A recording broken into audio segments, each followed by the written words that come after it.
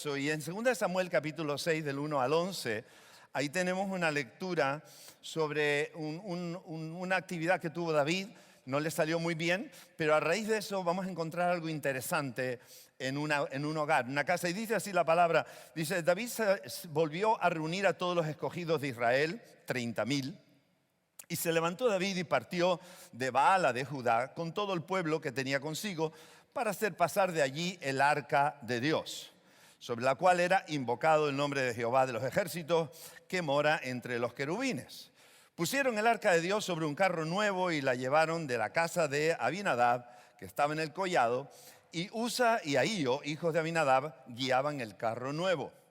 Y cuando lo llevaban de la casa de Abinadab, que estaba en el collado, con el arca de Dios, Ahío iba delante del arca. Y David y toda la casa de Israel danzaban delante de Jehová con toda clase de instrumentos, de madera de haya, con arpas, salterios, panderos, flautas y címbalos.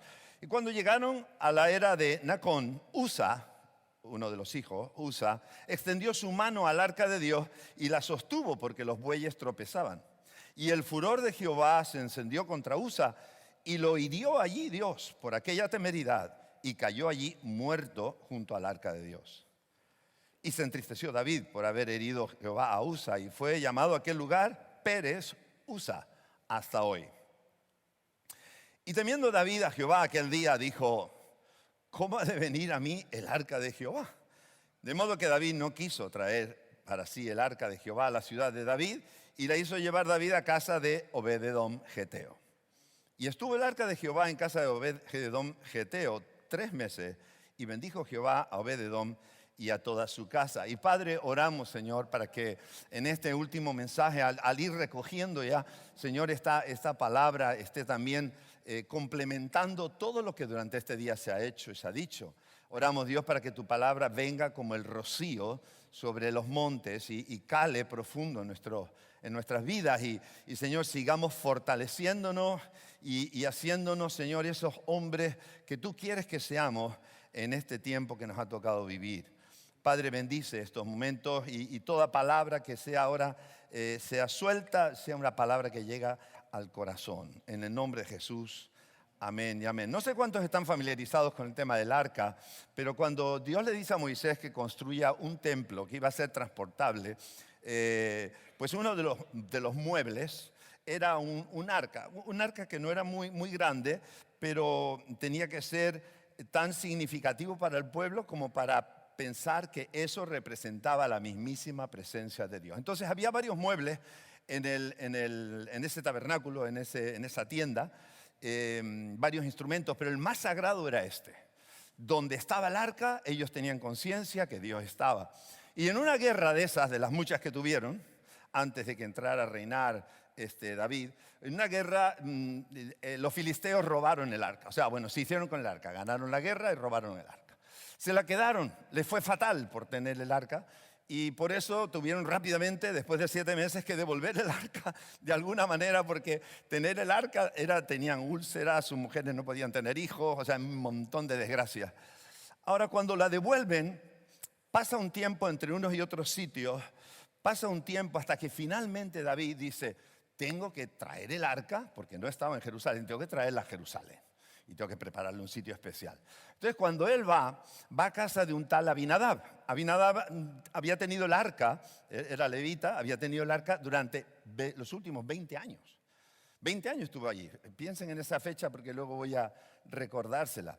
Está 20 años allí y coge a Abinadab a sus hijos y bajo las órdenes de David preparan todo, montan un carro, todo lo intentan hacer lo más excelente posible, montan el arca encima y todo se dispone, ¿no? David con su gente, 30,000 soldados, el pueblo, una fiesta tremenda y empiezan a desplazarse para llegar a Jerusalén. Pero hicieron varias cosas erróneas. Una de ellas era el intentar transportar el arca de una manera que Dios nunca dijo que había que hacerlo. Había instrucciones para eso. Tenía que ser llevada a hombros, no en carro, no con animales, a hombro de hombres. En este caso tenían que ser levitas. Así que empezando por ahí ya iba mal la cosa. En un momento dado que el carro tropieza, uno de los hijos de Abinadab, que había tenido en su casa, no dice la edad de los chicos, pero debieron haber nacido y crecido con el arca en su casa.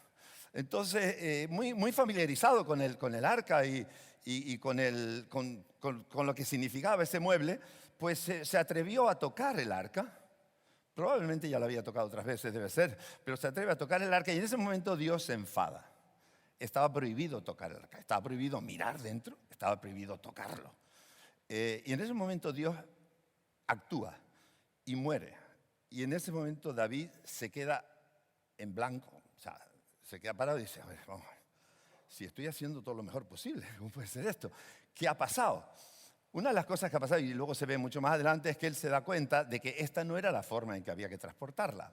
Primer error. Segundo, alguien se había atrevido a tocarla, y al tocarla había fallado a otro de los mandamientos que había sobre el trato del arca. En ese momento él se asusta. Ya la habían sacado de la casa de Abinadab.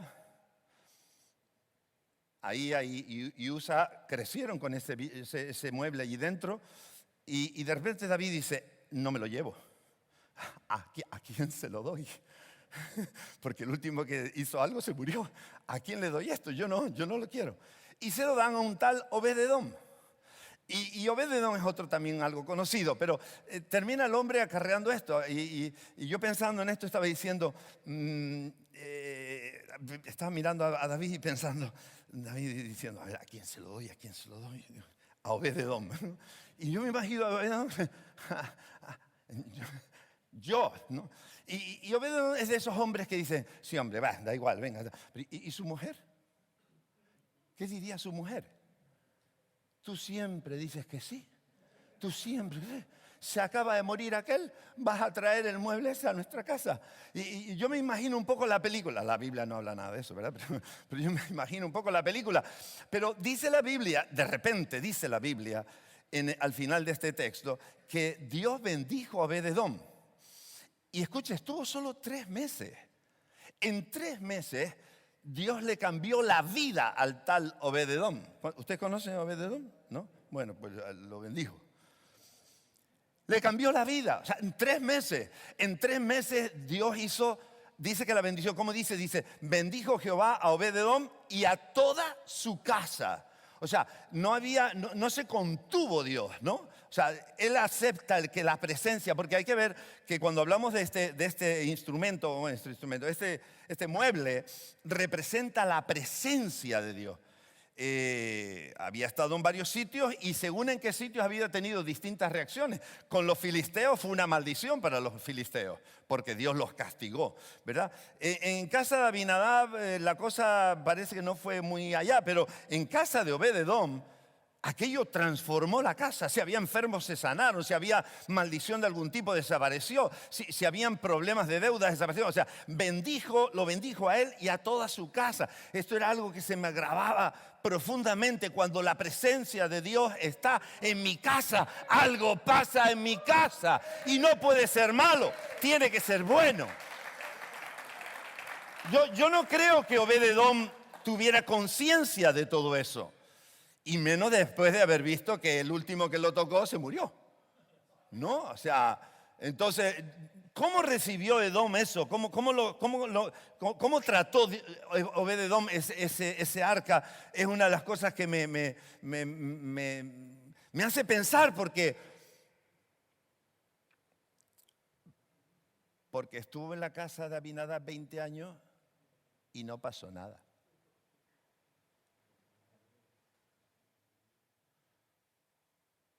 ¿Puede estar la presencia de Dios en la casa de alguien y no pasar nada? Y eso me quebrantó. Puede estar Dios en tu casa y no pasa nada. Puede ser cristiano 20 años y no pasa nada. ¿Cómo puede ser que en 3 meses le dio la vuelta a su vida y el otro llevaba 20 años y la Biblia no dice absolutamente nada de lo que pasó en esos 20 años en casa de Abinadab? Comparas 20 años con 3 meses. Eso me recuerda a los que llevamos muchos años en el Evangelio, ¿no? Y alguien te dice, no, porque a mí qué me vas a contar, ¿verdad? Si yo llevo 15 años en el Evangelio, 20 años en el Evangelio. 30 años el Evangelio. Y escúchame, pues Abinadab tuvo la presencia 20 años y no pasó nada. ¿Qué es lo que pasa en tu vida? ¿Qué pasa en tu casa?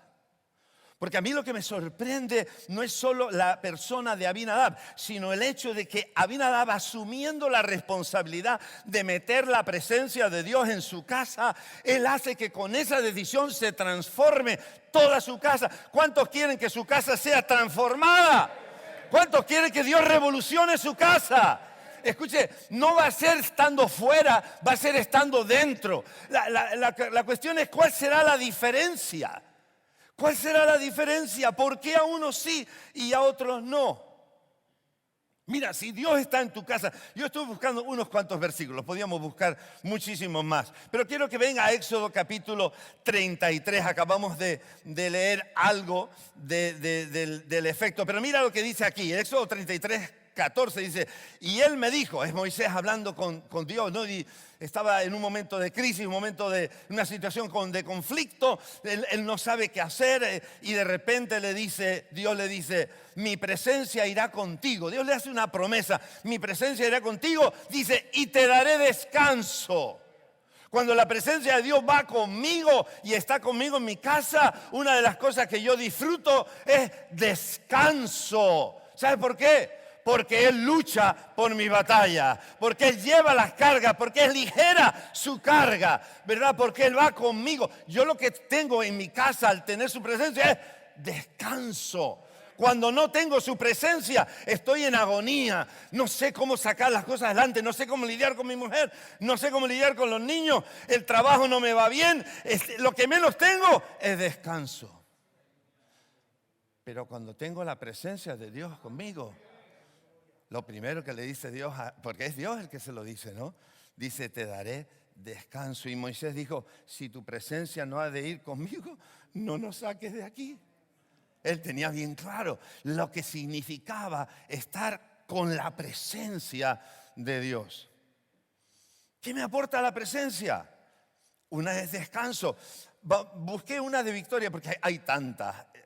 Y todas las busqué un poco en el Antiguo Testamento, pero en el Nuevo Testamento también tenemos muchísimo. Y en 2 Crónicas 20:15 dice, oíd todo Judá, y esto lo leyó el pastor Nolasco esta mañana, oíd todo Judá y vosotros moradores de Jerusalén, y tú rey Josafat. Es una palabra profética, dice, Jehová os dice así, no temáis ni os amedrentéis delante de esta multitud tan grande, porque era una guerra desproporcionada. ¿Verdad? Desproporcionada. Pero iba a haber una guerra. Dice, no os amedrentéis delante de esta multitud tan grande, porque no es vuestra la guerra, sino de Dios. Cuando la presencia está conmigo y está en mi casa, la guerra no es mía, la guerra es de Dios. El que pelea es Él. Él va adelante, yo oigo su voz, yo le sigo. El que va adelante es el que recibe las tortas. ¿O no? Por eso yo intento ir detrás. Él es el que pelea mis batallas, es el que va allanando el camino. Pero eso solo ocurre cuando su presencia está conmigo. Por eso entiendo mejor lo del descanso, claro, porque ya no soy el que tiene que pensar tanto, no soy el que tiene que sacar todo. No, Él va adelante, Él va dirigiendo la cosa, Él va aclarando los puntos, Él va peleando con mis adversarios, Él va allanando y quitando los obstáculos del camino. Entonces yo voy caminando en descanso. Cuando Pablo nos habla de la armadura del cristiano, la armadura de Dios, dice que vamos calzados o deberíamos ir calzados con él, el apresto del Evangelio de la paz. Habla de caminar, pero habla de caminar con paz. La única manera de caminar con paz es cuando la presencia de Dios está conmigo y está en mi casa. Tu casa va a tener paz el día que la presencia de Dios esté como tiene que estar en tu casa. Ese es el anhelo. Escuche, hoy se nos habló de pasar de varón a hombre y estábamos hablando, ¿verdad?, acerca de 4 aspectos. Esa responsabilidad como hombre en casa implica no solamente que tengo que hacer las cosas bien, implica que soy el responsable de que la presencia de Dios esté en la casa. Eso no depende de la mujer. No depende de que mi mujer vaya al culto y mi mujer sea la que nos invita a orar y mi mujer es la que lee la Biblia y mi mujer es la que nos recuerda que hay que ir temprano a la iglesia. No, no, no, no, no, no. Eso tiene que ver conmigo. Di ahí donde estás, di, conmigo. Tiene que ver contigo, tiene que ver conmigo. El gobierno en mi casa no puedo delegarlo en mi mujer, porque les voy a poner un peso que no le toca llevar. El gobierno en mi casa lo tengo que asumir yo, y lo tengo que asumir en la parte espiritual, más quizá de lo que lo estoy asumiendo hasta el momento. No se enfade conmigo. Es la verdad, usted lo sabe. Nos da fortaleza. Salmo 28:7. Jehová es mi fortaleza y mi escudo. ¿Cuándo? Porque por recitar texto, ¿cuándo Jehová es mi fortaleza y mi escudo? Cuando está conmigo. Cuando está conmigo. La pregunta es si está contigo. ¿Por qué con Aminadab la cosa parece que no era tan especial? Hablando de esto con alguien me dijo, yo creo que es por la familiaridad. Como estuvo tantos años allá, se convirtió, entró como la presencia de Dios y terminó siendo un mueble más de la casa de Aminadab. A veces es lo que pasa también con nosotros. Terminamos familiarizándonos tanto con Dios que ya hasta le tuteamos, en el buen sentido de la palabra. Y a Cristo le llamamos el barbudo y a Dios el viejito. Y tú oyes unas cosas a veces que dices, pero no sé, me parece que es demasiada familiaridad. Cuando uno entra en mucha familiaridad, entra en una falta de respeto. Se pierden los límites. Y ya entramos en un trato como de amiguetes. Se pierde la reverencia. Por ejemplo, se pierde la credulidad. ¿Qué le pasó a Jesús con aquello cuando fue a su pueblo y estaba entre la gente que le vio crecer? Y dice la palabra que intentó hacer milagros y no pudo. No pudo. Por la incredulidad de ellos. Y dice, pero ¿no es este el carpintero? El hijo del carpintero, el que me arregló la mesa, que se la llevé hace 2 semanas. ¿No es este la familiaridad termina haciéndonos dudar? No percibimos bien, se difuminan los contornos y termino sin saber realmente quién es Él y quién soy yo. Ya no oramos tanto como al principio. Ya no le ponemos tanta ilusión a leer la Biblia. Otro congreso de hombres, otro culto más. ¿Cuántos cultos va a haber? ¿Cuántas predicaciones hay en el congreso? 4. Yo voy a la primera o a la última. Esta forma de pensar era la que Aminadab, parece ser que Aminadab era la que tenía. Pero es que esa marcó la diferencia porque, escúcheme, eran 2 casas, eran 2 familias, eran la misma presencia porque era el mismo arca, pero 2 efectos completamente diferentes. El efecto, si todo era igual, ¿por qué el efecto era diferente? Por la actitud. Por la actitud, señores. Nos vamos de aquí y hemos escuchado cosas súper interesantes. Pero Dios te quiere decir, si no tienes cuidado en el trato con Dios, mucho alerta a esto, con cuidado, te puede pasar como a Usa, que abusando de la familiaridad y el exceso de confianza, termina transgrediendo algo que a Dios realmente le importa. Y él terminó muriendo. Me recuerda la historia de Ananías y Zafira. que eran supuestamente cristianos y querían dar un buen ejemplo y un buen testimonio y querían que todo el mundo supiera lo bueno y generoso que eran.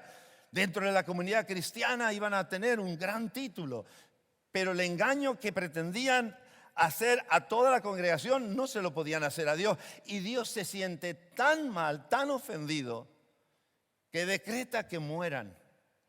Como Usa murió al tocar el arca, Ananías y Zafira mueren por mentir al Espíritu Santo.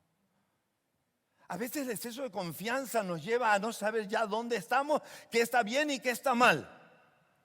Pero no solamente nos pasa con el Señor, nos pasa con muchas cosas. Con el respeto a nuestra mujer, con el respeto a otras mujeres, con el trato a nuestros hijos, con el trato a nuestros mayores, con el trato a nuestros políticos. Y te das cuenta que entramos en unas formas donde hemos perdido esos límites. Ya no sabemos dónde estamos y no sabemos si estamos bien. La diferencia estaba en la actitud. Obed-Edom, yo sé que con cierto temor, porque al igual que con Ananías y Zafira se cuenta que el pueblo entró en un temor impresionante. Yo me imagino que todavía, igual David cogió tal temor que dijo, no me llevo esto a Jerusalén ni en broma.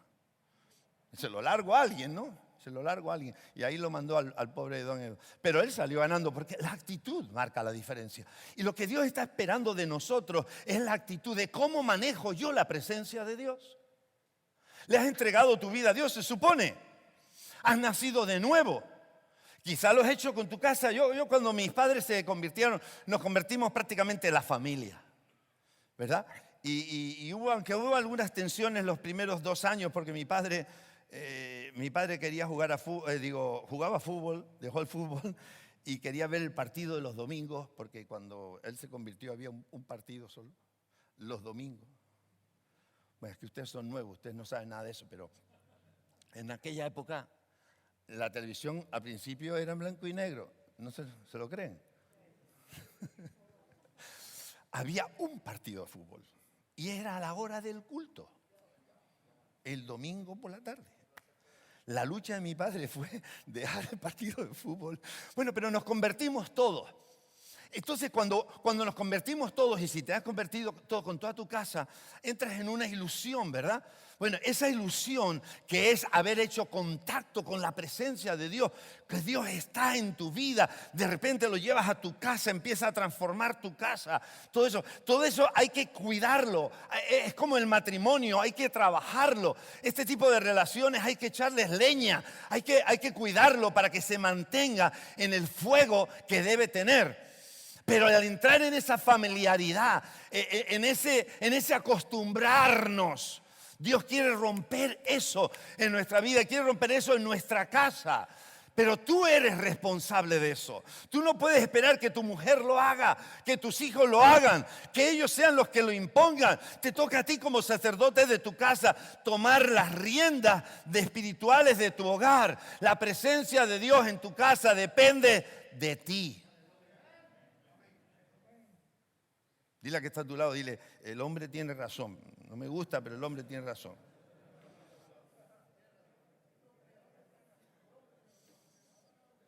$20 años y no pasó nada. 20 años y no pasó nada. 3 meses y Dios le dio la vuelta a su vida. Cierra un momento tus ojos ahí donde estás. Piensa, ¿dónde está la presencia de Dios conmigo? ¿Dónde está la presencia de Dios en mi vida? Piensa por un momento, en mi casa, ¿está la presencia de Dios en mi casa? Evidentemente la presencia de Dios va en cada uno de nosotros, porque Dios de repente, cuando entra Cristo en escena y el Espíritu Santo de una forma extraordinaria con el Nuevo Testamento, dice la palabra de Dios que nosotros somos el templo del Espíritu Santo. La presencia de Dios está en nosotros.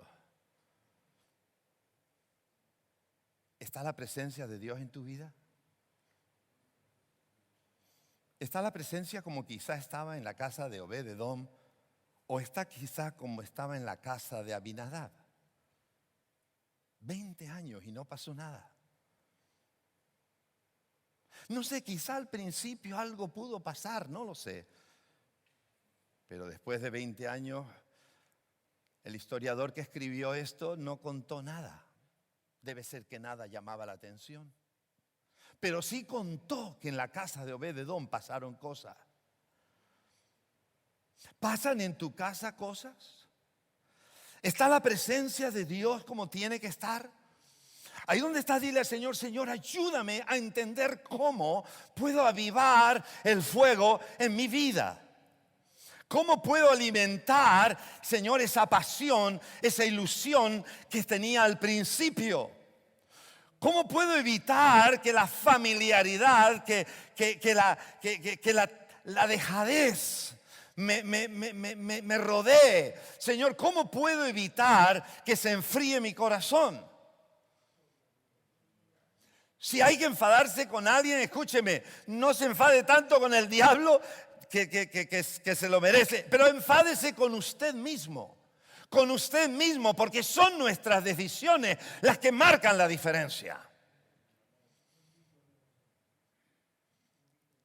Eres tú el responsable. No se juzgará al diablo el día que tú te presentes delante del Señor. Se nos juzgará a nosotros por lo que hemos hecho. Y Dios está mirando. Y Dios mira tu casa. Tú dices: pero es que en mi casa no, nadie cree, no importa. Si tú estás, la presencia de Dios está en tu casa. Porque la presencia de Dios está contigo. Porque tú eres templo del Espíritu Santo, nos dice Pablo. Pero ¿está o solamente es un mueble?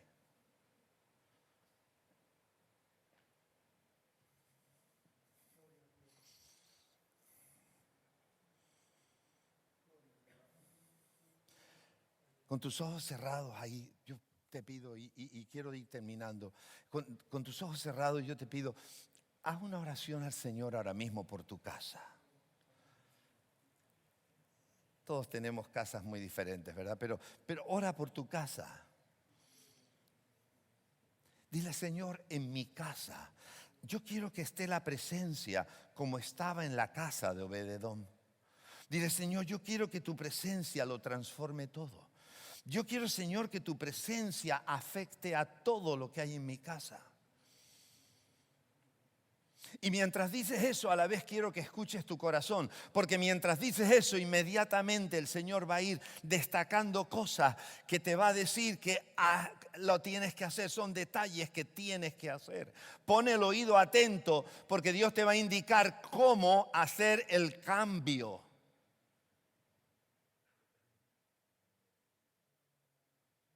Dice: Señor, mi casa quiero que sea tu casa. Mi casa quiero que esté afectada por tu presencia. Ahora ora por tu familia. Dile: Señor, mi familia en mi casa quiero que gocen de tu presencia.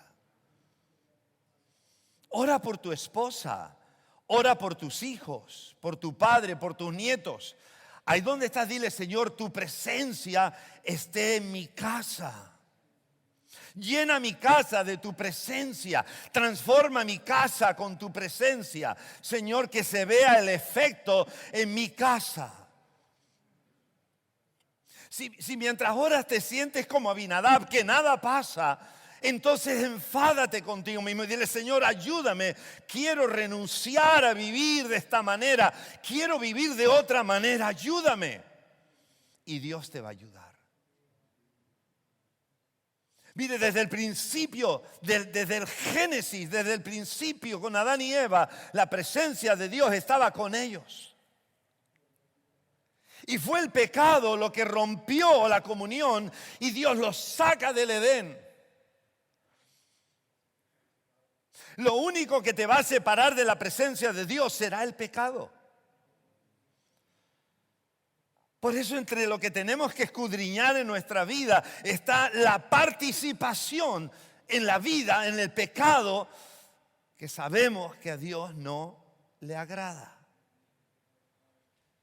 La familiaridad nos lleva a orar y leer la Biblia y a la vez pecar y pensar que nada pasa. No te enfades con el diablo, enfádate contigo mismo.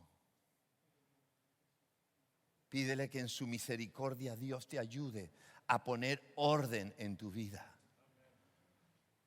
Dios es un Dios de orden. Y no admite grises, o es blanco o es negro. O eres frío o eres caliente. Pero la Biblia lo dice, si eres tibio, te vomitaré de mi boca. Hermano, ahí donde estás, deja que el Espíritu Santo esté tratando un momento con tu corazón. Y dile al Señor, Señor, perdóname. Ahí donde estás, olvídate de todo y simplemente clama por tu vida. ¿Verdad? ¿Cómo es el título de este congreso? ¿Corre? ¿Por qué? Pues te digo en esta tarde, corre por tu vida. Corre por tu vida. Porque lo que puedes perder va mucho más allá de lo que estás viendo. Es tu propia vida. Es tu propia eternidad. Y con ellos detrás puede ser que arrastras a tu familia. Dile a Dios, Señor, ayúdame. Porque quiero vivir en tu verdad.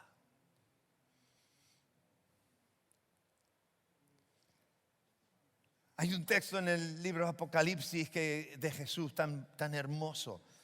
Dice, he aquí yo estoy a la puerta y llamo. Esta es la actitud de Jesús.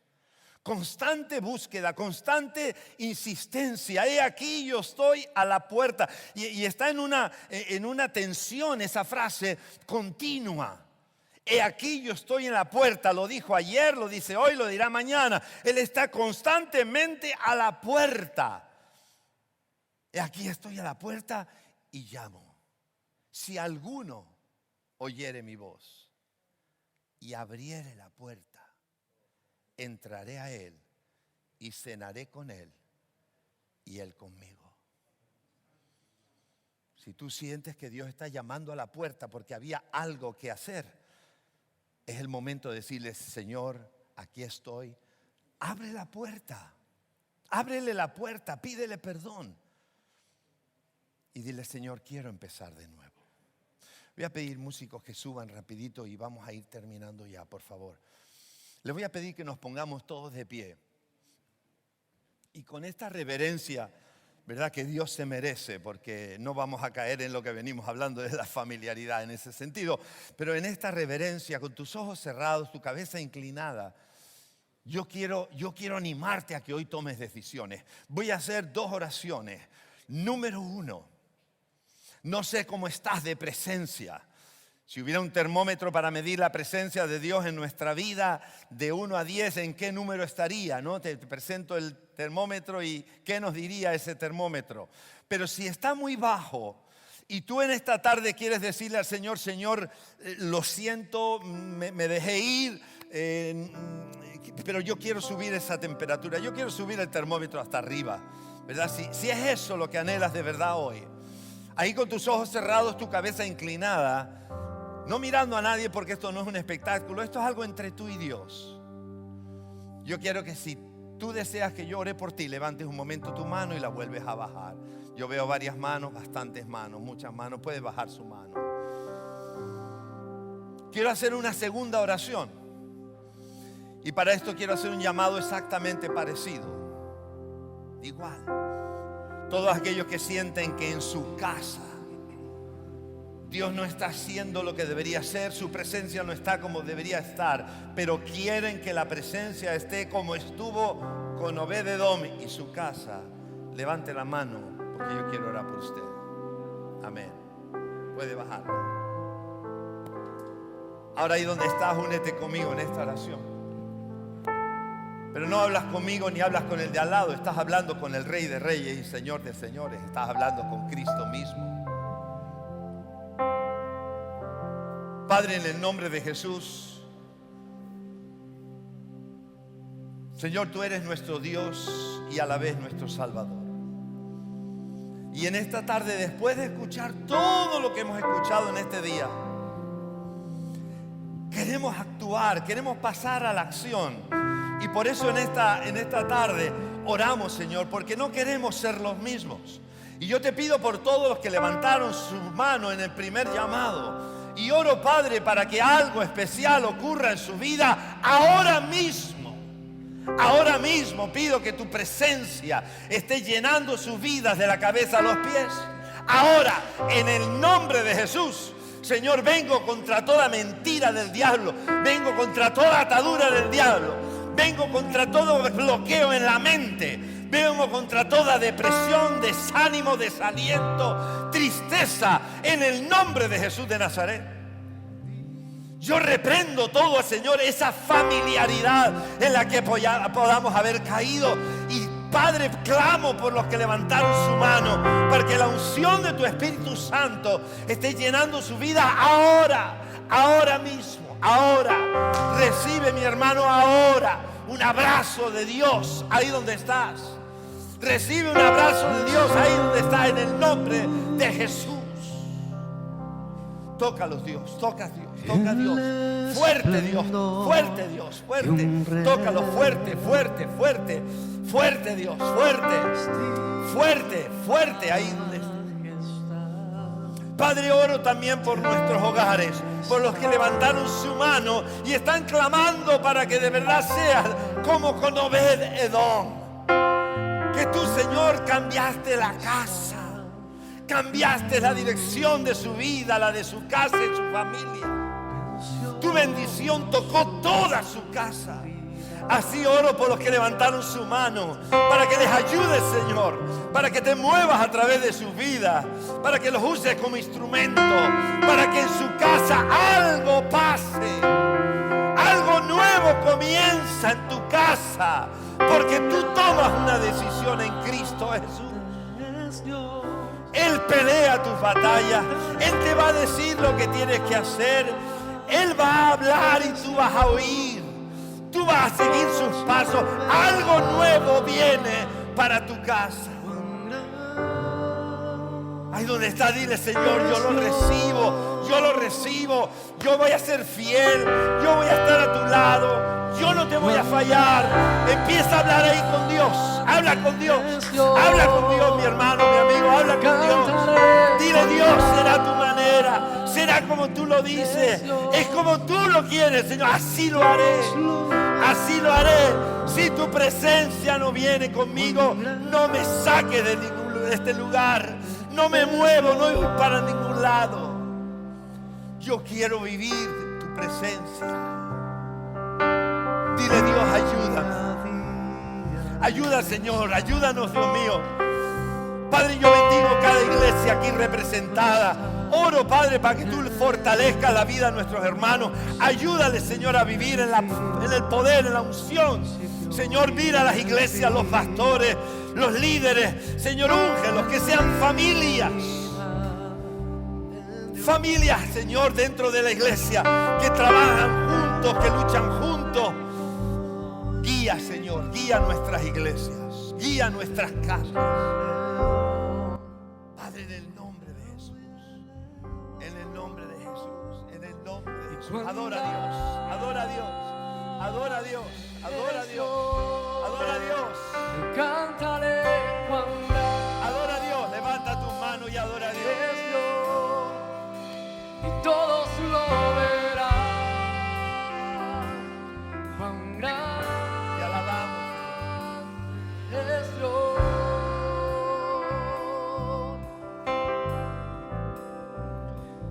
Cuán grande es Dios. Adóralo, adóralo. Cantaré cuán grande Déjate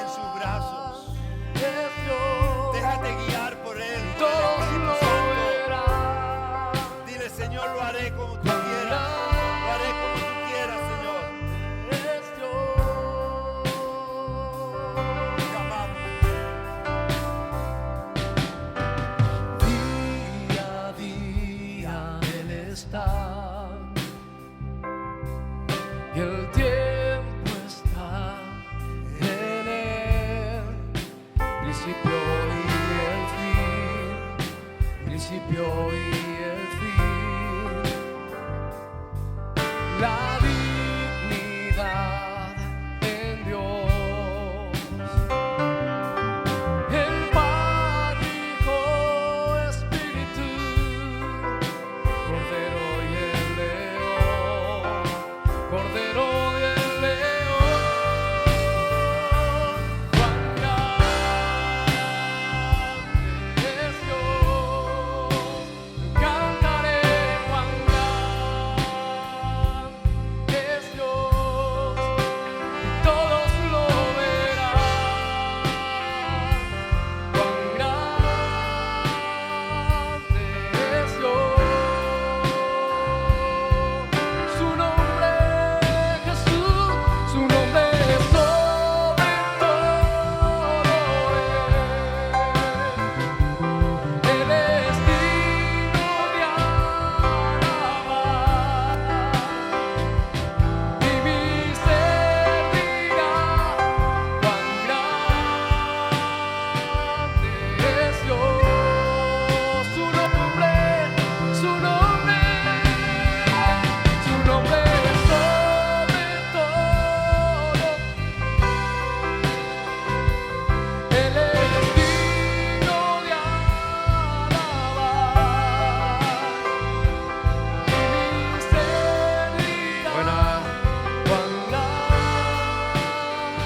Bueno, hermanos, gracias, hermanos, por el día de hoy que ha sido de gran bendición para cada uno de nosotros. Lo despedimos a todos grandemente. Les anunciamos que el próximo año tendremos 3 eventos y los anunciaremos en las redes sociales y serán poderosos porque el Señor es santo. Bendito sea el nombre del Señor. Dios lo bendiga grandemente. Bendiciones.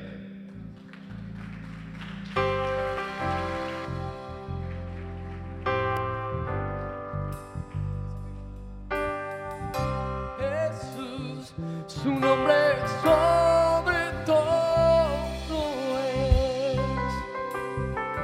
Él es digno de alabar y mi ser dirá cuán grande es Dios.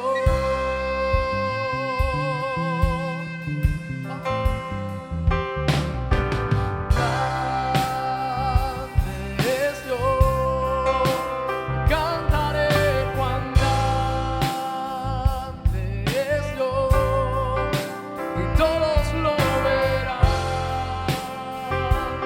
Cuán grande es Dios.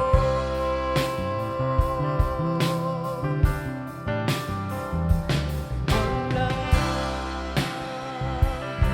es Dios. Cantaré cuán grande es Dios, y todos lo verán. Cuán grande es Dios.